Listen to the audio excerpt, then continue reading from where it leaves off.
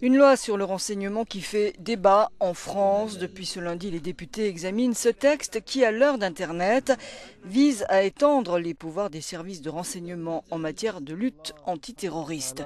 Parmi ces points les plus sensibles, l'interception facilitée des téléphones portables et le contrôle de la toile.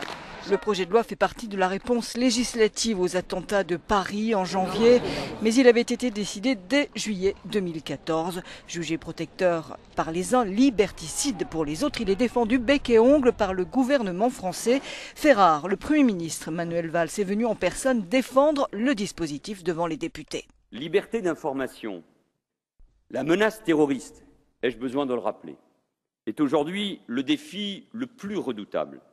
Un défi auquel nous devrons faire face pendant longtemps, très longtemps. Chacun doit en prendre conscience.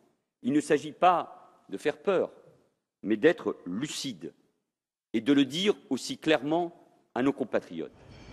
Patriot Act à la française, l'exécutif garantit que non.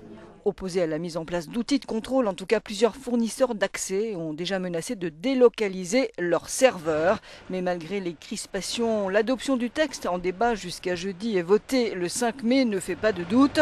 L'opposition de droite a promis son soutien au nom de la guerre contre le terrorisme.